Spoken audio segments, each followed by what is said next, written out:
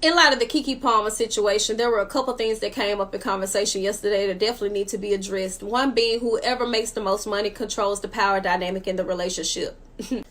That specific demographic that's always telling you they make more money than men, and every man they run into is always insecure about how much money they make, were the first ones to tell you how disrespectful they are when it comes to them knowing that they make more money than a man, which is why a lot of these men have reservations about it in the first place. It's not the fact that you make more money, it's the attitude centered around it. A lot of y'all do not have an issue with misogyny or the patriarchy at all. You only have an issue with it when you're not the person who's benefited from it. Because the moment that you're in a position to minimize another group or minimize another individual, you are going to do so. Some of y'all just waiting on the opportunity to get your chance. Furthermore, if it takes for me to make more money than you to gain your respect and you can't do it past my wallet, you can keep it. I don't want it.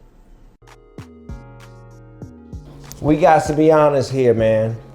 The last part where she said, if it takes for my wallet for you to respect me all the way, you know what I'm saying? It takes for me to have some money for you to honestly respect me. You're not for me. You know what I'm saying? Because one thing we got to honestly understand is that we as people, we have our ups and downs.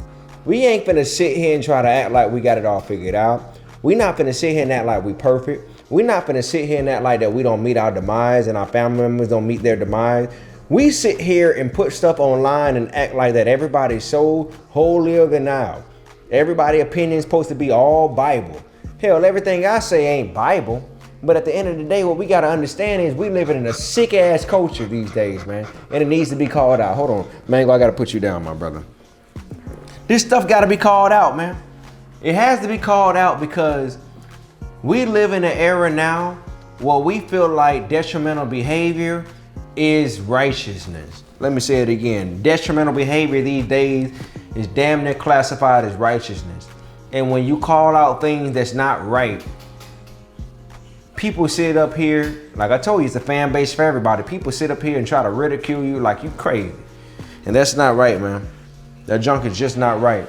You know what I mean? Now, this young lady right here, this young woman, I'm gonna look for a name because I want y'all to follow her. I like her. Her name is Paradise Paris, okay? I'm gonna put it underneath the thing. Her name is Paradise Paris. Y'all make sure y'all follow her. She be spitting them real. You feel me? You can look at her eyes. I told y'all about discernment. When you look people in their eyes, you can see that there's a window to a soul. I'm pretty sure she ain't got it all figured out. But when you look at them eyes, you can tell that she mean business. And I'm telling y'all right now, y'all might as well go ahead and follow her.